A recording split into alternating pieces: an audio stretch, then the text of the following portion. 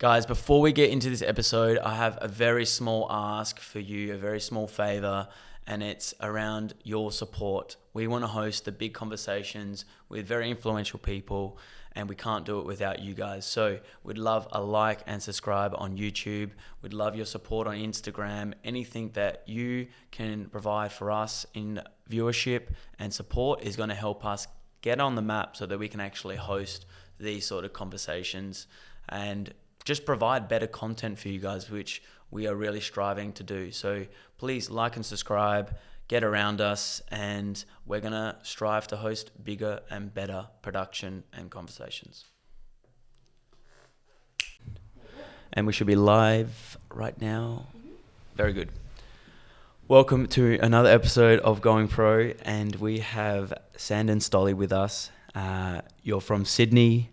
You are a former professional tennis player and really known mostly for your doubles, but you achieved a career high ranking of 50 in singles, but number 2 in doubles. So that's an amazing achievement with 22 ATP doubles titles, which I actually didn't know about, and a Grand Slam title in doubles at the US Open in 1998, which is huge, as well as 3 Grand Slam doubles titles, Grand Slam doubles finals at the US Open, Australian Open and Wimbledon, and made third round of Wimbledon on 3 separate occasions in singles. So huge playing career. And after your playing career, you've transitioned to coaching. You've worked with the Chinese national team in preparation for the Beijing Olympics, and now you are the national development coach of South Australia here in the city. So first of all, thanks for being here. Mate, it's taken you a while to get me here. I know you were on to me, but yeah, good to come in and have a quick chat. My pleasure. So for some people that may not know, your father is Fred Stolle, who won a few Grand Slams and basically Australian tennis royalty.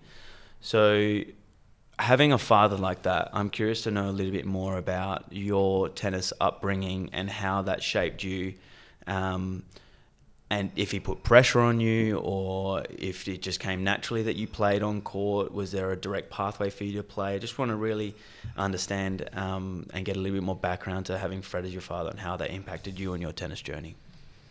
Well, I guess, early days, we left Australia. So, a lot of my overseas development was in the US, where back in that time when tennis was an amateur sport and also professionally, I guess my father's generation and the likes of Laver, Rosewall, Newcomb, Roach, everyone, the opportunity was overseas, and that's where the dollars were. So all of them, including my father, had a plan to go over there for 5 or 6 years and, make some money out of tennis and then come home.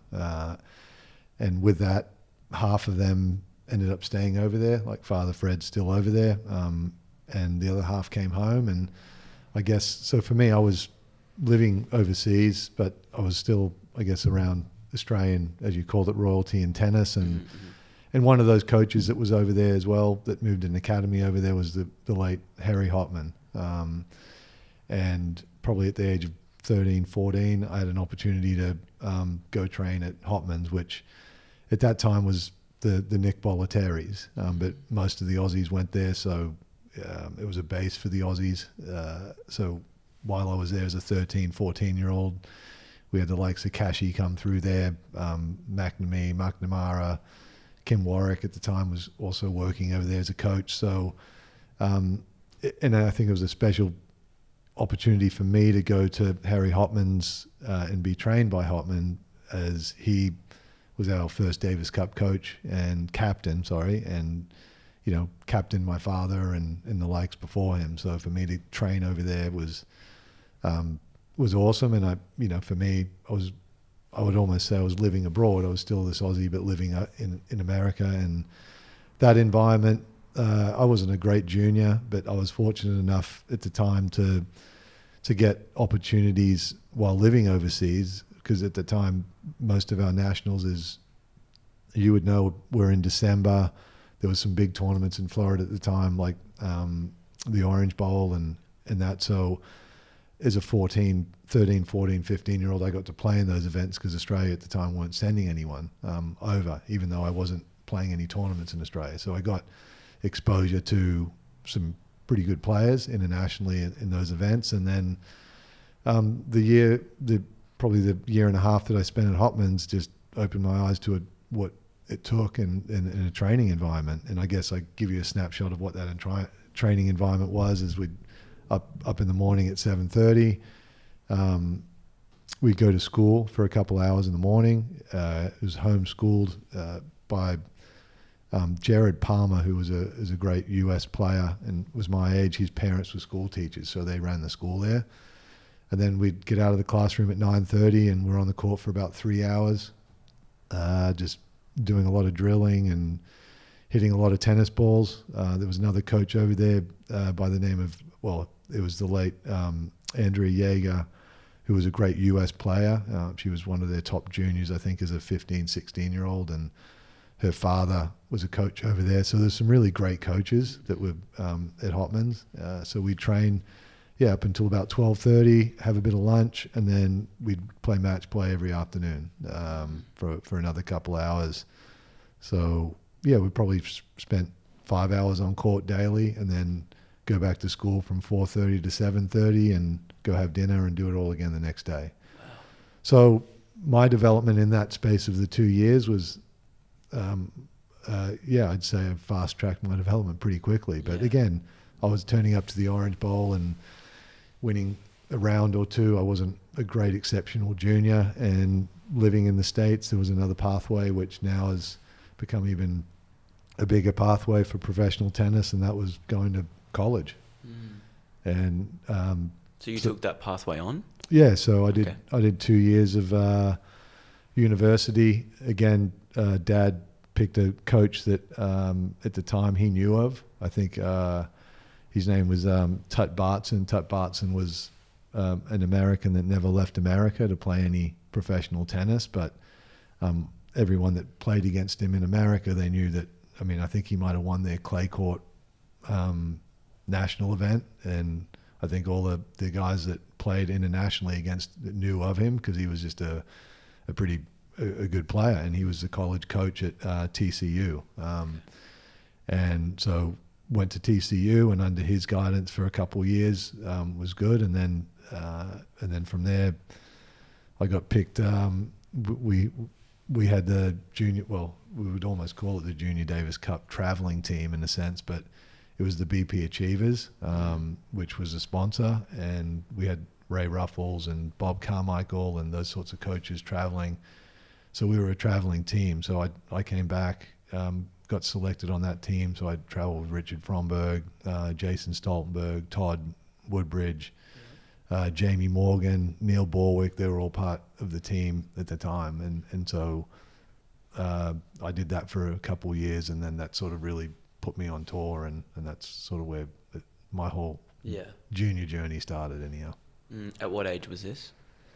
So I did 2 years of uni, so that was 18, 19, and then I was out on the road when I was 19, 20. Yeah, it's really interesting to hear you talk about that 2 years training with Harry Hopman and how that fast-tracked everything when you have a clear structure in play and you have some really good competition to train with consistently, and how you have that cluster, because we've talked about in the past, the cluster of SA boys that've done well with Thanasi and Lee and all the boys in that group that all pushed each other. And I'm guessing it was really similar in that time where you had that group of, I guess, guys that were all similar level, right? Pushing each other, and then that really focused training consistently. Even if you're not the best junior, how much it can actually fast track everything for you.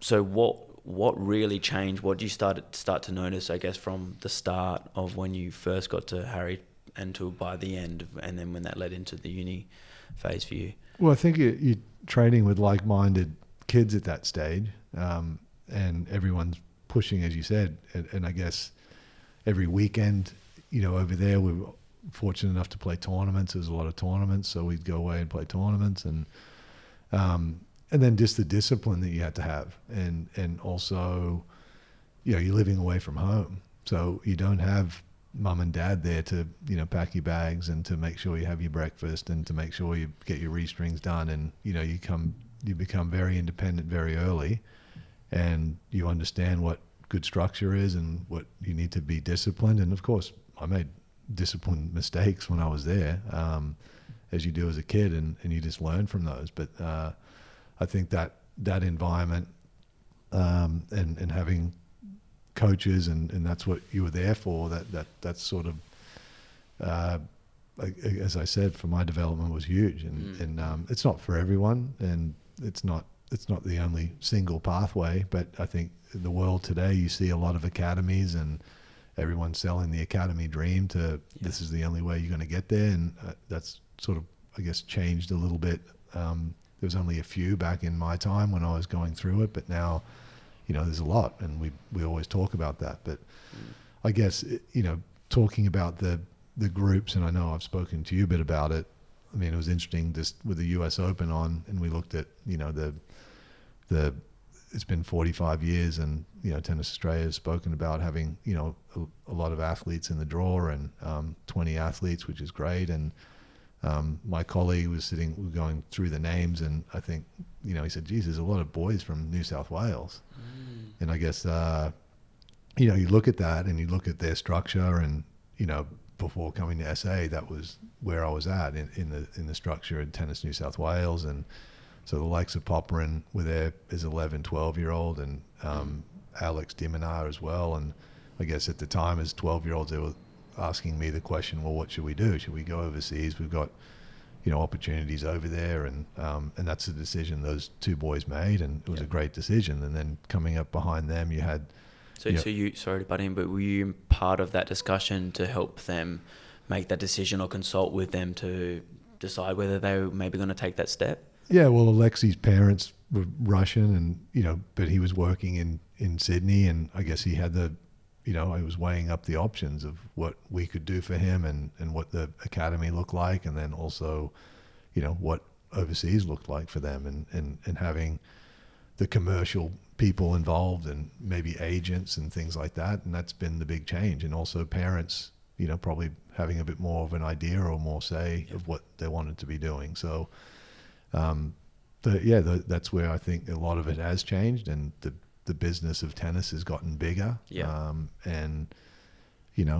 played with a guy by the name of Max Mcenroe in doubles, and Max, his dad, got out of Belarus and got him into an academy in Europe, and was working 3 jobs and to keep Max in there, and then finally got an opportunity to get to the States, and got to the States and trained at Bollettieri's, and Max had an unbelievable career, but the commitment that his dad had for him to try and get there was massive, was enormous.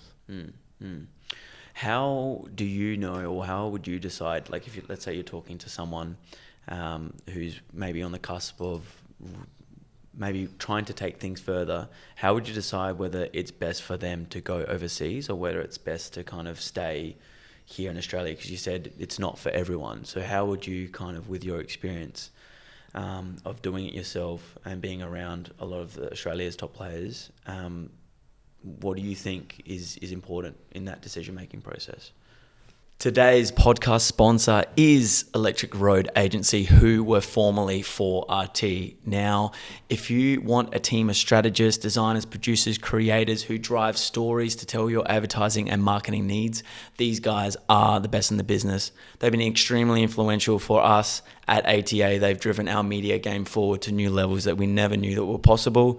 And they've done it with countless brands, big, small, it doesn't matter what the size. They just love telling your story. So they specialize in health, wellness, fitness, tourism, construction, and they are just the best in the business in creating adaptive solutions to find how to tell your brand, or how to discover your brand and tell that story. So highly, highly, highly recommend these guys.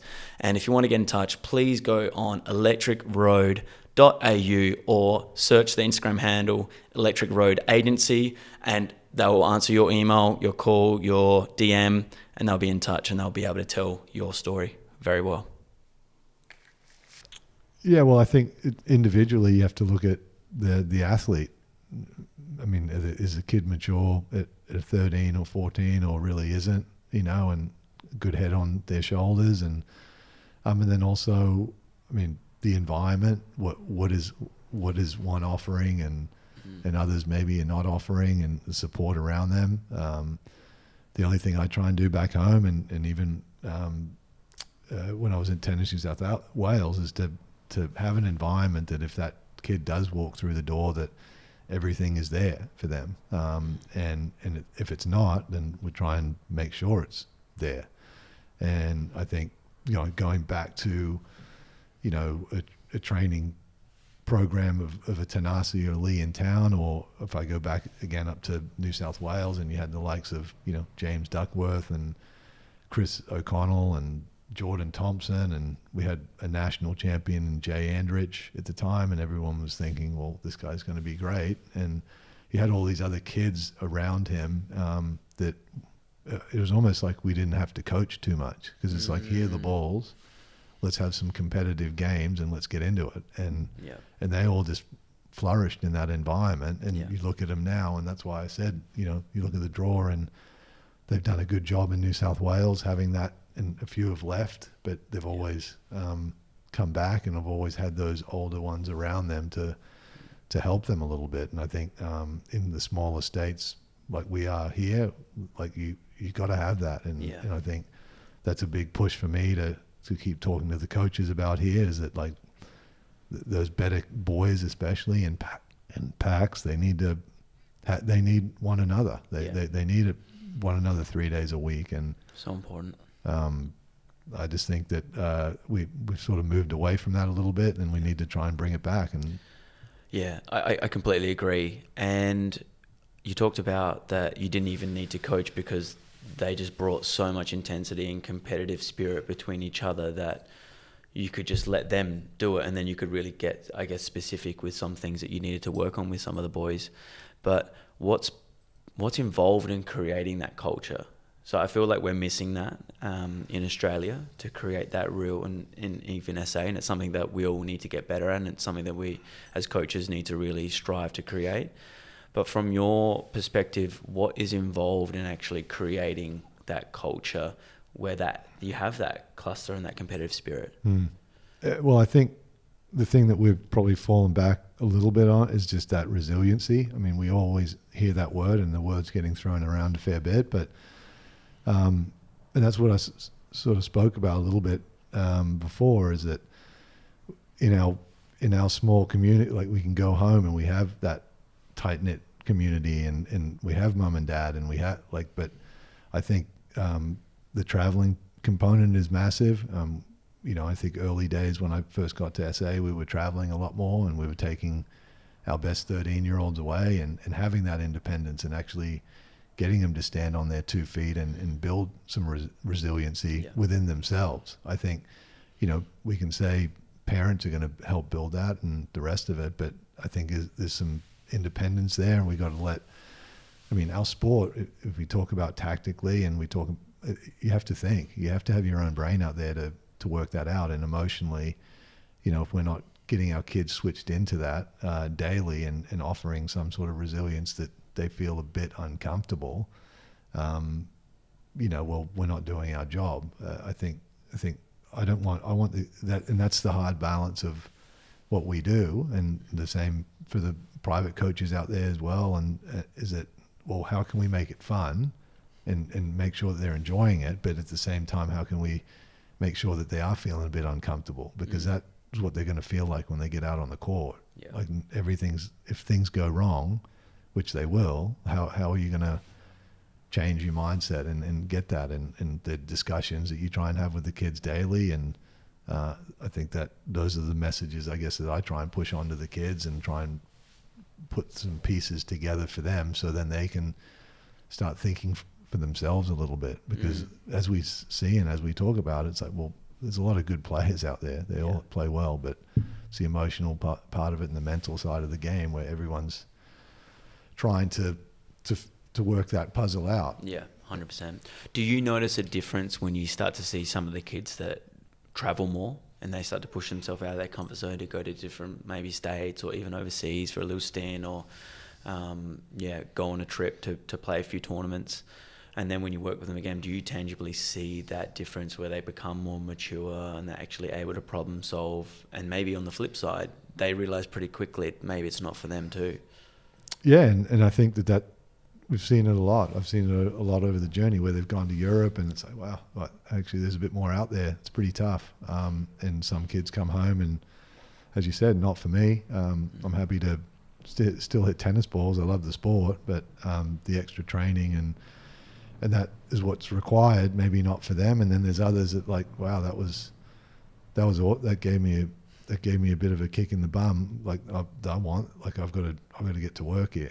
I want this. And I think that, that's the hard part with my own kids or with kids in general is that, well, you're not going to kill a dream. But it's what the sport is it's got a lot of glamour to it and it looks great, but you're just not going to, you got to turn up. You got to actually put in, and that's a bit of suffering and uncomfortableness and the rest of it to try and get there.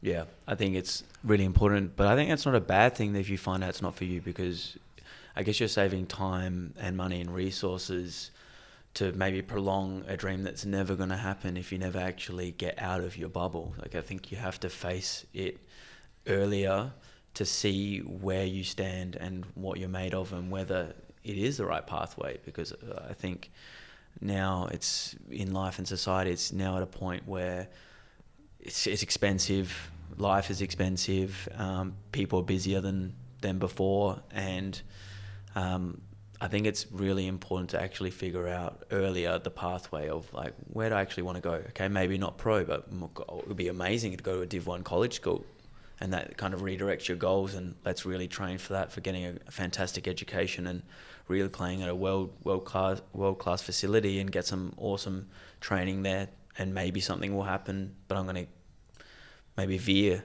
from my initial goal. So I think it's something that is very important. Yeah, and I think in any sport, that's a different pathway. I mean, sport's an amazing vehicle. I mean, I love sport. I love tennis has been an amazing vehicle for meeting people and a journey, and I think that if kids can understand that early, like it's awesome. I mean, I said to the kids last night, like this, like you change your dialect is like, oh, I get to go hit tennis balls after school, or as opposed to, oh, geez, do I have to, or I have to go hit tennis. No, like, so again, we just try and change the dialect in them a bit, and so that it becomes, instead of like, oh, this is, I don't know if I want to do this. But there's the argument, and we could argue that with Tennis Australia and philosophies and, are they pushing too hard too early?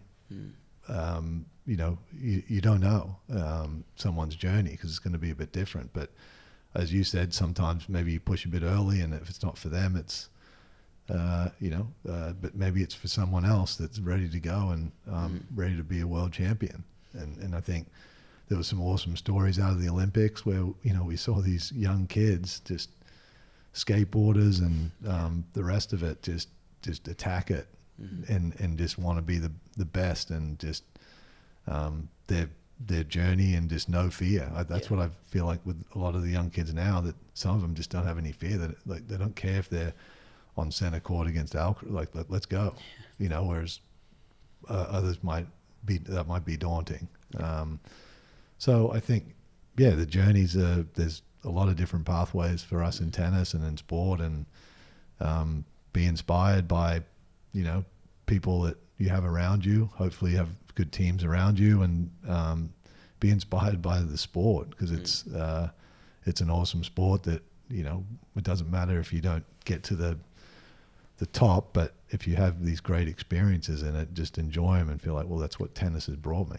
100%. That's what it's brought me. I wasn't a good junior, and I still don't play at like a super high level, but I just love the game and everything that it's taught me, and all the lessons that I've learned from it, that I feel is carried over to so many other aspects of my life that have made me such a more resilient person, like we were talking about before. So I think if we can, I guess, look at it from that lens too, that's not for nothing, and what this great game that we love can give everyone, I think it's important to note that and take that away. I want to talk a little bit about your career personally, though. So, any real memorable moments, or if you were to kind of look back on the journey, there's some stories or some memorable moments that really stand out, whether it's doubles, singles, or just the day in and day out of the people you met. Yeah, I'm one of those one. There's some guys I played with that remember every match and the score of every match, and I'm just not one of those guys. I mean, I do remember some matches, and I guess that question always triggers and I don't remember scores probably of them, but I remember stages of where I was at. So whether it was juniors, after being at Hopman's for those few years, there was a guy that I always trained with and in Florida who was a good player, and I just couldn't beat him. And after my 2 years of going to Hopman's and come back, and I played him in the final of a tournament there and actually beat him for the first time. And I was like, wow, that was awesome. And I sort of progressed a bit from there. And then from a pro level, probably one of the biggest moments that I had early days is played Wimbledon qualies, and it rained. I got through qualies, and then the first round I had to play another fellow Aussie by the name of Mark Kratzman first round, and that was my first taste of Wimbledon, and it rained for 4 days, and I think we went out on Monday and played a set, didn't get to play on Tuesday, and then came out on day 3, played another 2.5 sets, came off day 4. So again, I'm playing like this 5-set, best of 5 set in my first one ever. Actually, it might have been my second one, because I got a wild card and lost to Wally Masur, and he dusted me in the Aussie Open. And then got on to day 4. By the end of day 4, we finished the match, and I won like 7-5 in the 5th. And the next day, I had to play my second round against Mcenroe. And Mcenroe got through his match pretty easily at the time, and he was probably coming towards the end of his career, but he was someone that I just enjoyed watching, and so I got to go play Mcenroe on center court at Wimbledon, and my dad was doing the commentary, so that was a pretty cool first moment, and probably no different than what we saw for Lee today, going out and playing Alcaraz on a big stage, and he got a set off of Alcaraz, which is awesome. And for me, I got that set off of McEnroe, same thing. I lost in 4, but it was unreal. And those were moments. And then probably the latter end of my career, winning a US Open was amazing. And then for my family and for Dad, and playing for my country and playing Davis Cup, and I know Dad's proud moment, but first father and son, I think at the time,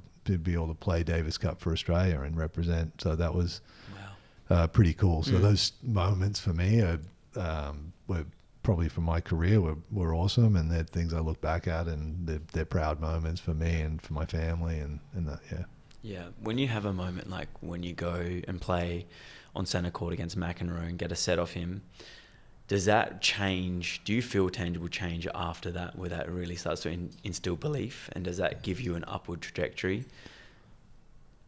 Yeah, I mean, it almost is a bit of a belonging. I mean, you come on tour and you're young, like no one wants to give away their space. No one wants to give you your locker, and I think you have to earn your stripes. It doesn't matter whether you're in juniors or you're in seniors. You're young pro coming up, those top guys don't want to lose to you.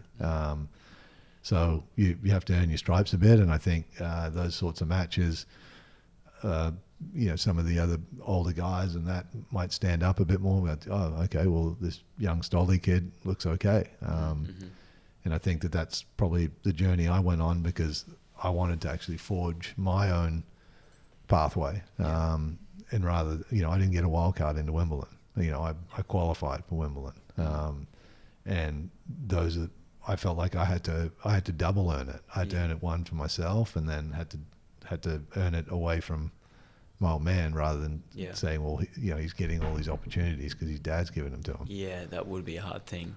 Was that something that you always put on yourself from an early age to go like, well, being around your dad, and you would have been around a lot of other tennis greats just through association. Did that make it harder in a way for you? I don't know. I always look at that, and I don't think it made it harder, because it was awesome to be around those people. Yeah. And could see the level of what they were like and the respect, big word for me, and the values that they had. Most of the older Aussies had that, and and I think that's something that you try and instill in your training and your environment as well. But I think for me, it was more, that probably pushed me and inspired me more to be like, well, geez, I can try and do this on my own.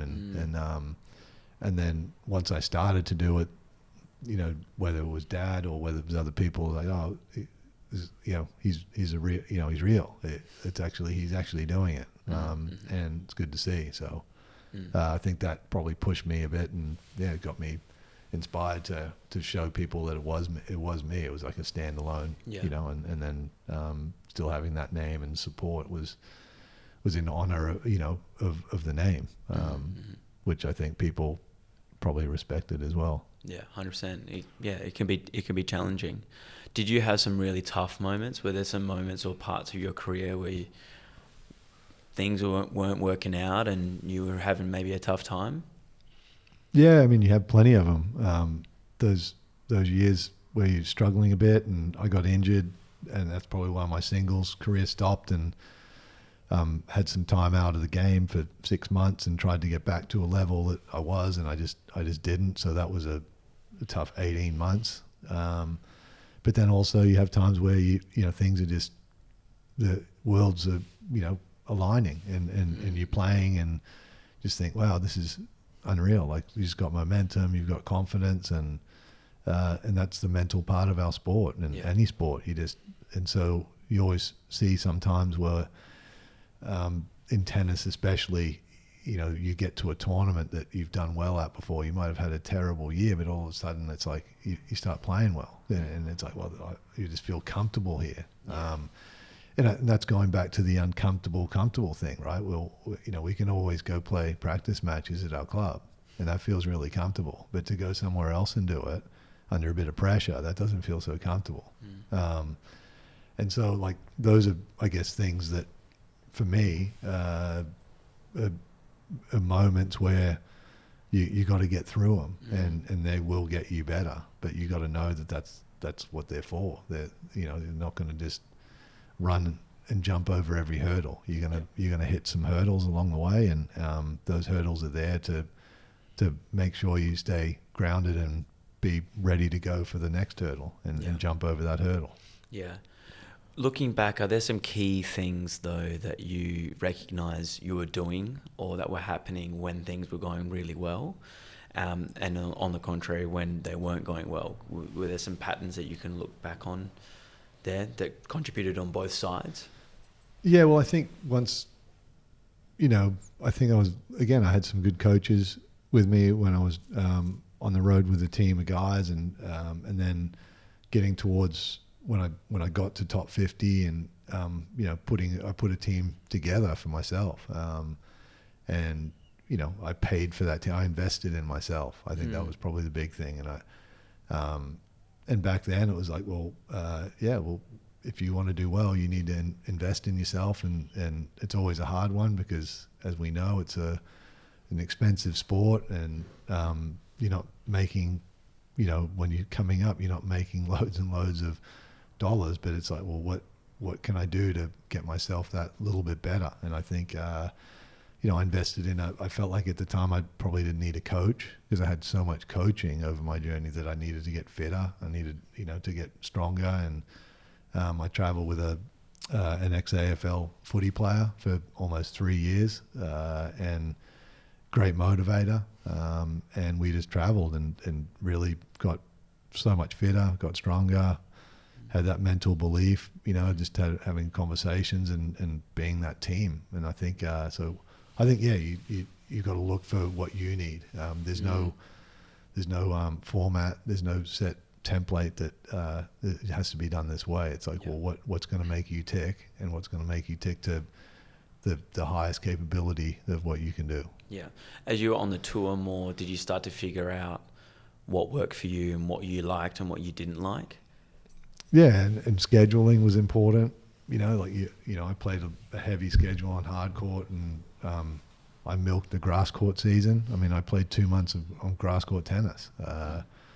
Never really got to the clay much but then I realized, you know what, I need to go to the clay to work on my game because I felt like my movement was ordinary, still is, and get on the clay and develop my game and be prepared to, probably get beaten up a fair bit. I think one of the first, I played the Italian, which was before the French, and I'd never really played that before. And I played the modern day Nadal at that time. I had to play Sergi Bruguera first round at the Italian Open, and Sergi had won like 2 French Opens. So I was well out of my depth, but that was clay court tennis, and I was prepared to, see what I needed to do to get better on a clay court. And so that was good experience for me. Yeah. Yeah, I think it's important. I think a lot more people are realising you need to play on all surfaces and develop your skills from a younger age. And I think, more exposure on the clay is very important. How did you transition out of your career into coaching? What was that process? Did you know what you were going to do? Because that's always a tricky one as a professional athlete.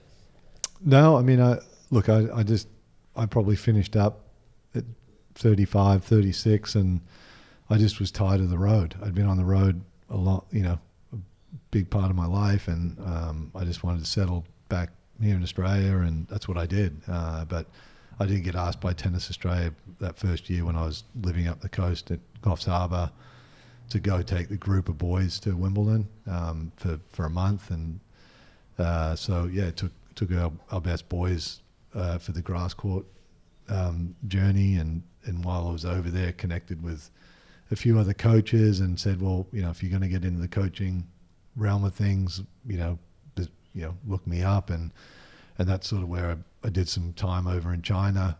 I wasn't married, didn't have kids at the time, but was happy to still travel, and that was an amazing experience to be in China for a few years and got to work with, Li Na and Sun Chen Chen and Zhang Zi and Yanzi. Like, they're all names that you probably wouldn't know, but I do remember because those girls became champions in the sport, and it was early days before they did and had their results, and so that's sort of how it started for me. And I guess that's where my coaching has probably gone a different pathway, where sort of coaching pro athletes and traveling on the road with professional athletes, and then moving back into not wanting to travel much. So then you back to, juniors coming out and trying to, make it as professionals. And then even to now, it's like, well, I'm back coaching sort of 11, 12-year-olds. So my journey's almost, in my coaching journey, has gone from that top to going and right, probably to the that's beginning almost. Yeah. And it's actually great because, to teach kids new skills, that's pretty hard, as you know, and there's a lot of, there's not a template for that. Every kid, is going to be a bit different, and you got to be thinking on your feet a fair bit and trying new things, and hopefully those things might work for the kid at the time. And so I think that part of coaching has been fun for me. Yeah. With everything you've experienced and being on the tour and seeing a multitude of different levels from top to bottom, how would you say that's shaped your coaching philosophy, for example? So when you're coaching players, what do you take away from the top, and then how do you almost communicate that to such a beginner or someone starting out their journey? Well, I would hope that they would see me as having the passion for the sport, and I think you're trying to push that on them. So I know coming out, I've seen you when you're doing your coaching, you have that passion, and kids attract to that a little bit, and I think that's really important. That we've spoken about them enjoying the game, and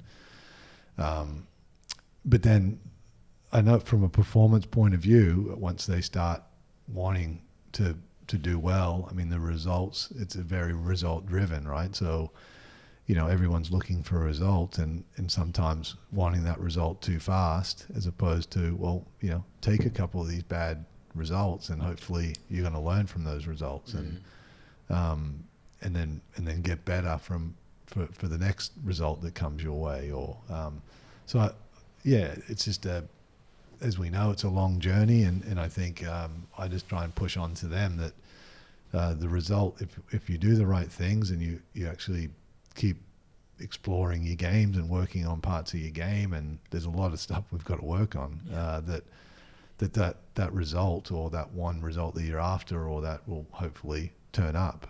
But you got to keep turning up in order to do it, and that's the arm wrestle of our sport. Yeah, it can be. I guess the kids can be a little bit quick to stop when things aren't working out, rather than persevering a little bit longer, knowing that result might be just around the corner. Yeah. How's the game changing though, from your experience playing through the 90s into early 2000s, being around the game for the amount of time you have been? What are you noticing in some of the trends and what's happening in the game and how it's evolving to where it's at now? What are some of the differences and where are we going? Well, I think the athlete is just incredible, what they do. I think, I guess the guy that probably broke new ground for us back in the day was Lendl. I mean, just and how hard he trained and what he put himself through to get to that top level. And then I think everyone else started to follow that. And, but I think if you look at the athlete, I mean, in the men's side of it, the height and the movement and what they do on court, the physicality, is just incredible. And it's the same for the girls. And you think, well, hang on, who's the next? We've just had a couple, almost 2 decades worth of Nadal and like watching that, and then along comes Alcaraz and think, hang on, wow, this is like another level again. And so exactly. it doesn't surprise. Yes, has the game evolved and what they do differently tactically, and look in the guys' game, just dominating forehands, but it's just the movement piece probably is a big one, and I think that's why you can probably, I don't spend a lot of time on social media, but there's so much movement involved in these guys now and girls, and I think just that athletic piece, you've got to be athletic, and then I think and have that mental strength to go along with it, because I think everyone, good ball strikers, they hit the ball really well, but can they do it for best of 5 sets or best of 3 sets and over a long period of time, and are they going to be able to be resilient enough to not break down over that period of time? And there's not much in it, but those are the things that are in it at the top, that they just come repetitively, and they keep the pressure on. Yeah. Do you think we need to be more multi-sport or do different things, incorporate, I guess, a little bit more coordination from a younger age? I know obviously working with Andrew Ferner, he does an excellent job and is really talking about this a lot. But what do you think needs to change from a younger age to actually help build that athlete? Mm. Yeah, Andrew's doing some great, and there's some really good research into that. I think the human body movement, in a sense of like coordination, and that at a young age, I think it enhances a lot of things, especially like hand-eye coordination, and I think all those things at a young age I think are really important. It's again, I don't have a number or percentage of one that was just all tennis, and that's all it was. But I think you see it a bit when it is just tennis and that coordination, and then you might see a lot of these young athletes come through that might be playing footy or soccer, or it's like, wow, they actually move quite well, or they pick things up pretty well. And we've always said that, right, a little bit with regional kids or country kids, because they are playing so many different sports that they just pick some things up really quickly, and they're very athletic. And so I think I think there's a big part of that push to make sure that our kids are getting a bit of that alongside of, hitting a fair few tennis balls when they're younger. Yeah, I think it's the tracking element that I'm noticing a lot of the kids coming through. They're not doing so many things growing up where they're tracking objects moving and catching, moving into space, being able to actually project where the ball is going to. That's right. Because I think when they're in position, they're actually able to do technically what is required to hit the ball well, but for them to actually perceive and be in the right spot to hit the ball is one thing I'm seeing it's not happening as naturally as what I've seen it with kids growing up these days. Is that something that you're noticing as well? Is that a common thing? Well, we all know why, right? I mean, they're sitting on devices, and that's probably another long conversation, but those devices aren't going to teach them any of those things, unfortunately. And so again, that's an environment, right? You have kids come out to your environment. For me, there's no devices. We got to get them off that as much as we can, and sport's a vehicle for that. And I know from my side with my kids, you're trying to push them out in sporting fields and just let them run around and enjoy that side of thing. And I think that's we've got to continue to try and push that. And sport's really important, and I think that we can try and make the change and have sporting bodies really embrace it and push for those new laws or whatever that they're coming in, because we're up against it as parents and that against the whole drive of what it's doing to our kids. Where do you want to take things in your current role? What are some things that you're really passionate about trying to deliver and help the next generation of kids coming through? Well, I just think, in SA we're a small family, and I think we just got to celebrate anyone that comes through, and I think just try and get everyone on the same page to try and get that push for that next Leighton Hewitt or that out of our environment, and be proud of that. I mean, we're all looking for answers on how we can do it better and what we should be doing better. But I think at the end of the day, seeing Lee today, and I mean, his journey's been really unique of what he's done, and was one of our great juniors and came back to the sport. I think that's an inspirational thing for a lot of our kids in SA, and we need to keep having those role models. And I think for me, in the environment, and I would talk to it, whether I've got college kids that come back and give back, and I think if we can sort of create that in our kids and they understand that a little bit, then we're heading in the right direction of making sure that whether they're coming out to us or you or the coaches, that they still have that same level of respect for the sport, of what the sport is, because no one's bigger than the sport. The sport's given us all this amazing journeys and amazing, whether it's work or fun or whatever. And I think that we've got to make sure that they understand that, and same with the parents. And so it's an education piece that we just can keep trying to throw that out there and see if our environment, and see if SA can create that next person. So then everyone, we're interstate going, wow, what's SA doing? They've got this great pathway that, they're churning it out. Because a little bit at the moment, that's what everyone's talking about New South Wales. And it's like, well, I know they have more numbers. Yeah. So if we've got pretty good numbers, but we've got to do the right thing with our numbers and make sure that they're developing as best as we can, and everyone's supporting that development. Yeah, you're right. And it feels like in SA we are asking those questions, and we are really wanting to get better. And we're trying to build a network around all the coaches here that are all doing their own thing to come together and see if we can actually be part of creating a culture and environment that's going to breed that next champion. Because we can't do it individually. We all need to come together. And I think what you're doing, leading from the front with your experience, is a very important piece, and how you're trying to connect everyone and make sure that we are building the right cultures in all our environments, and then use each other to actually get to where we need to go is very important. So thank you for coming down today. I know you're a little bit pressed for time, so I think it'd be good to get into another discussion where we dive into some of the things that we've spoken about in maybe a little bit more depth. Episode 2. Episode 2. Yeah. Yeah, we'd love to do that again. So thank you so much today for making the time. We really appreciate it. Thanks for having us. Yep. Appreciate it. Thanks. Thanks, mate.